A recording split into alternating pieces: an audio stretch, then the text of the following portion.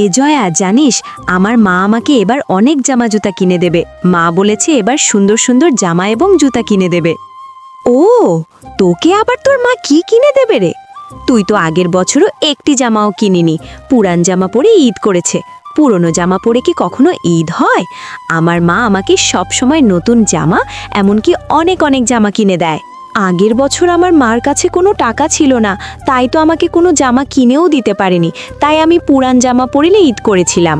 পুরনো জামা আর আমরা সবাই নতুন জামা পরে ঘুরবো। তুই তো সেই পুরনো জামা পরেই ঈদ করবি, তাই না? তোর গরিব মার কাছে কোনো টাকাই থাকে না। না, কিন্তু এবার আমি মাকে বলবো আমাকে নতুন জামা কিনে দেওয়ার জন্য। তারপর নতুন জামা পরে আমি তোদের সাথে ঘুরবো, ঈদ করব। তাই নাকি লেটয়া? আগের বছরও তো বলেছিলি তোর মা নাকি তোকে নতুন জামা কিনে দেবে। কই, কিনে দিল না তো? তুই তো সেই পুরনো জামা পরেই ঈদ করলি। মিথ্যে কথা বলা তোর স্বভাব। এবার কিন্তু মা কথা দিয়েছে, এবার আমি ঠিক নতুন জামা পাবই। মাকে আমি খুব করে ধরেছি। শোন টয়া, এবার তোকে আমরা বলে দিচ্ছি, তুই যদি এবার নতুন জামা না কিনিস তাহলে আমাদের সাথে তোকে ঘুরতে নেব না। আমাদের সাথে ঘুরতে গেলে নতুন জামা থাকা চাই, বুঝলি? আমরা সবাই মিলে জমিয়ে শপিং করেছি। তোরা সবসময় এমন বলিস কেন? আমি তো নতুন জামা কিনতে চাই। আমরা সত্যি কথা বলি। আমাদের সাথে ঘুরতে না চাইলে পুরনো জামা পরেই থাক। এখন যা, তাড়াতাড়ি নতুন জামার ব্যবস্থা কর। মা, তুমি আমাকে এবার নতুন একটা জামা কিনে দেবেই দেবে, না হলে কিন্তু আমি বড্ড মন খারাপ করব। মারে, আমার শরীরটা তো বেশ কয়দিন ধরে বড্ড অসুস্থ, কোনো কাজও করতে পারিনি। বাঘিনী ভাবি যে কি বলবে আল্লাহই ভালো জানে। যাই হোক, যে কদিন কাজ করেছিলাম সে কদিনের টাকা যদি দেয় তাহলে তোকে নতুন জামা কিনে দেব রে মা। সবাই আমাকে নিয়ে হাসাহাসি করে মা, বলে আমি নাকি পুরনো জামা পরে ঈদ করি। আমি জানি সোনা, তোর কষ্টটা আমি বুঝি, কিন্তু এখন আমি কি করি বল? কবে কিনে দেবে মা? ঈদের তো আর মাত্র 2 দিন আছে। আমাকে যদি তুমি এবার নতুন জামা কিনে না দাও তাহলে আমি বাড়ি থেকে বেরিয়ে যাব, আর কখনো আসব না। মারে, তুই এমন কথা বলিস না। আমি তোর জন্য সব করতে পারি। বাঘিনী ভাবির কাছে গিয়ে আমি জেদ করে টাকাটা চাইবই। সত্যি চাইবে তো মা, নাকি আবার বলবে টাকা নেই? মারে, তুই কষ্ট পাস না। আমি তোকে কথা দিলাম, বাঘিনী ভাবির কাছ থেকে টাকা চেয়ে এনে তারপর তোকে নিয়ে মার্কেটে যাব, আর তোর পছন্দ মতোই একটি জামা কিনে দেব। তুই আর মন খারাপ করিস না রে মা। ঈদের আগে তোর মুখে হাসি দেখতে চাই সোনা। বলছি বাঘিনী ভাবি, আমার কাজগুলো সব শেষ। বাকি যে কটা কাজ আছে তাও করে দেব, কিন্তু কথা হচ্ছে আমি যে কদিনের কাজ করেছিলাম ওই কদিনের টাকাটা কি আজকে দিতে পারবেন? শেফালি, তুই তো সব সময় কাজে ফাঁকি দিস, কিন্তু টাকা চাওয়ার সময় অগ্রিম টাকা চেয়ে বসিস। আজ 5 দিন পরে তুই কাজে আসলি, আর আজ এসে আজই টাকা চাচ্ছিস? আগে যে কদিন কাজ করেছিলাম সে কদিনের টাকাটা যদি দিয়ে দিতেন তাহলে আমার মেয়ের জন্য একটি জামা কিনে নিয়ে যেতাম। ঈদের তো আর মাত্র 2 দিন আছে। মেয়েটাও যে আমার জেদ করে বসে আছে একটা নতুন জামা কেনার জন্য। আর এটা তো রোজার মাস, ঈদের জন্য অনেক শপিং করতে হয়েছে আমার, তাই এখন আমার কাছে কোনো টাকা নেই। আরও কিছু কেনাকাটা করা বাকি রয়েছে। তুই আমার আশা ছেড়ে দে রে শেফালি। ভাবি, আমি তো অসুস্থ থাকার কারণে কাজে আসতে পারিনি, একটু বোঝার চেষ্টা করুন। তোর শরীর খারাপ আমার শোনার সময় নেই, তুই আমার আশা ছেড়ে দে রে শেফালি। তোর যদি জামা কিনতে মনে চায় তাহলে অন্য কোথাও থেকে ব্যবস্থা করে নে। আমার এত কেনাকাটার পর তোর জন্য টাকা বাকি থাকার কথা নয়। ভাবি, আপনি তো অনেক টাকার শপিং করেছেন, অথচ আমি তো আপনার কাছে কিছু টাকা চেয়েছি আমার মেয়েটার জন্য একটা জামা কেনার জন্য। এই টাকাটা কি আপনি দিতে পারবেন না বাঘিনী ভাবি? দয়া করে কিছু টাকা দিন না বাঘিনী ভাবি। আপনার কাছে এটা সামান্য টাকা, কিন্তু আমার মেয়ের কাছে এটা পুরো ঈদ। শেফালি, তুই এত কথা কেন বাড়াচ্ছিস? আমার টাকা আছে তাই আমি শপিং করেছি, আরও করব। তাতে তোর কি? তোর টাকা নেই, তুই শপিং করবি না? এত শখ কেন? গরিবের এত শখ থাকতে নেই।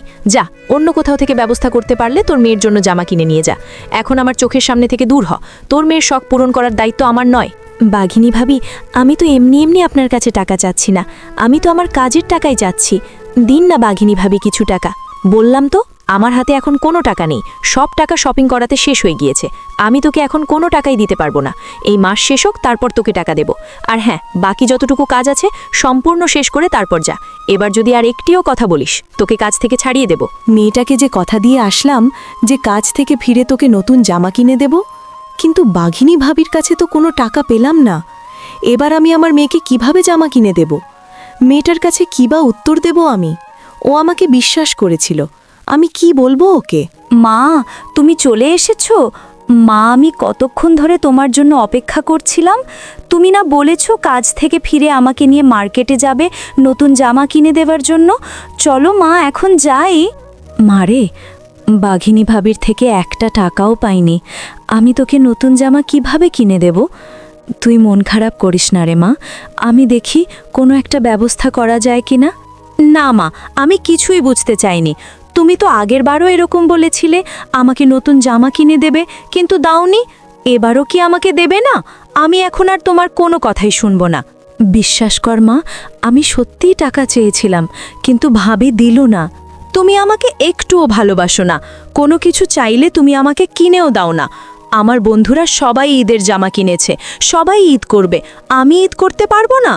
আমি যে কত অসহায় সেটা তুই বুঝবি না মা। আমি যদি সুস্থ থাকতাম, আরও কাজ করে টাকা জমাতাম।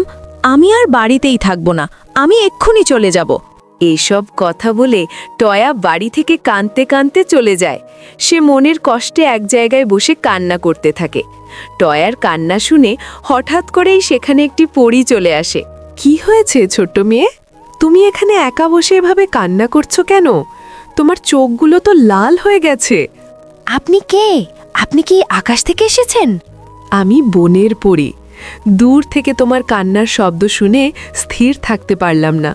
তোমার মতো এত ছোট মানুষের আবার কিসের এত দুঃখ? কেন কান্না করছো এখানে বসে? বলো আমাকে, ভয় পেও না। কাল ঈদ, আমি নতুন জামা পরতে চেয়েছিলাম। ভেবেছিলাম আমার বন্ধুদের মতো নতুন লাল রঙের ফ্রক পরে সবার সাথে ঘুরব, কিন্তু আমার মা অনেক চেষ্টা করেও সেটা কিনে দিতে পারল না। মা লুকিয়ে কাঁদছে, তাই আমিও বাড়িতে থাকতে পারলাম না। ওহো, এই সামান্য ব্যাপার!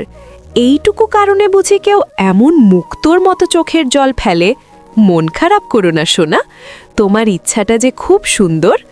আপনি কি আমাকে একটা জামা এনে দেবেন? মা বলেছে ঈদ মানে আনন্দ, কিন্তু জামা ছাড়া আমি আনন্দ পাবো কোথায়? আমি তোমাকে জামা দেব না, কিন্তু জামা পাওয়ার পথ করে দেব। এই নাও, এই অদ্ভুত সুন্দর নীল ফুলটা। বাহ, এটা থেকে তো খুব সুন্দর গন্ধ বেরোচ্ছে। এটা দিয়ে আমি কি করব? শোনো মন দিয়ে, এই ফুলটা তুমি নিয়ে গিয়ে তোমাদের বাড়িতে যে কাঁঠাল গাছ আছে ঠিক সেই গাছটার গোড়ায় রেখে দেবে। মনে রাখবে, মনে যেন কোনো দ্বিধা না থাকে। তারপর দেখবে কাল ভোরেই তোমার মনের ইচ্ছা পূরণ হয়ে গেছে, তোমার সকল কষ্ট দূর হয়ে যাবে।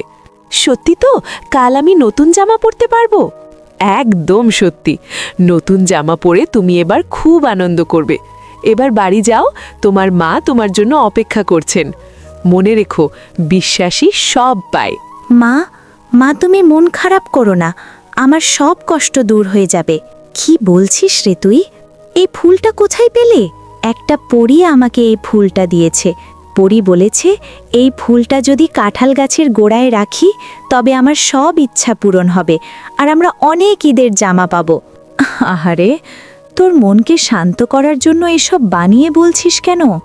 পরী, এসব রূপকথার গল্প। ফুল রেখে কি আর জামা পাওয়া যায় না? না মা, পরী সত্যি বলেছে। তুমি আমাকে শুধু অনুমতি দাও, আমি ফুলটা একবার কাঁঠাল গাছের গোড়ায় রেখে দেখি। যদি না আসে তখন আমাকে বকো। যা পাগলি, তোর এত যখন শখ তখন রাখ, মন খারাপ করে থাকিস না শুধু। যা রাখ গিয়ে, কিন্তু এসব মেছে আশায় মন দিবি না। এরপর টয়া তাদের উঠানে ফুলটি রেখে দেয়। মা, মা তাড়াতাড়ি এসো, ফুলটা সত্যি সত্যি কাজ করেছে, এই দেখো। ভয় পেও না টয়া, আমি হলাম জাদুর জামার গাছ। কি কথা বলছে? তুমি কে? তুমি কি কোনো অশরীরী আত্মা? তুমি কি ভূত? আমি ভূত নই টয়া, আমি তো তোমার এতদিনের পরিচিত বাড়ির কাঁঠাল গাছ। পরী আমাকে বিশেষ ক্ষমতা দিয়ে গেছে। এখন থেকে তোমাকে আর কষ্ট করে পুরনো জামা পরে ঈদ করতে হবে না, কিংবা বাজারে গিয়ে জামা কিনতে হবে না। তোমার যা যা লাগবে আমি তোমাকে দেব। তুমি সত্যি আমার বন্ধু? তুমি কথা বলতে পারো? এ তো অবিশ্বাস্য। আমার মনে হচ্ছে আমি কোনো স্বপ্নের মধ্যে আছি। হ্যাঁ টয়া, আমি তোমার বন্ধু। আমি পরীকে তোমার সততা ও দুঃখ দেখে এই ক্ষমতা দিয়েছি। তুমি নির্দ্বিধায় তোমার পছন্দের জামাগুলো ছিঁড়ে নাও। এই জামাগুলো শুধু তোমার জন্য নয়, এগুলো সবার জন্য। দারুণ! আমার তো বিশ্বাসই হচ্ছে না। আমি কি তোমার থেকে অনেকগুলো জামা নিতে পারি? শুধু আমার জন্য নয়, জয়া আর রীতার মতো যারা আমাকে নিয়ে হাসি ঠাট্টা করত তাদের জন্যও কি নেব? অবশ্যই নিতে পারো বন্ধু, যত খুশি নাও। তবে শুধু তোমার বন্ধুদের জন্য নয়, গ্রামের সেই সব গরিব ও অসহায় বাচ্চাদের কথাও মনে রেখো, যারা নতুন জামা কিনতে পারেনি এবং ঈদের আনন্দ থেকে বঞ্চিত। তাদের মাঝেও জামা বিলিয়ে দিও। তুমি শুধু আমার বন্ধু নও, তুমি গ্রামের সব গরিব শিশুর বন্ধু। তোমার মতো এমন জাদুকরী ও দয়ালু বন্ধু পাওয়া সত্যি ভাগ্যের ব্যাপার। আমি অবশ্যই সবার মাঝে এই আনন্দ ভাগ করে নেব। তুমিও খুব ভালো মেয়ে টয়া।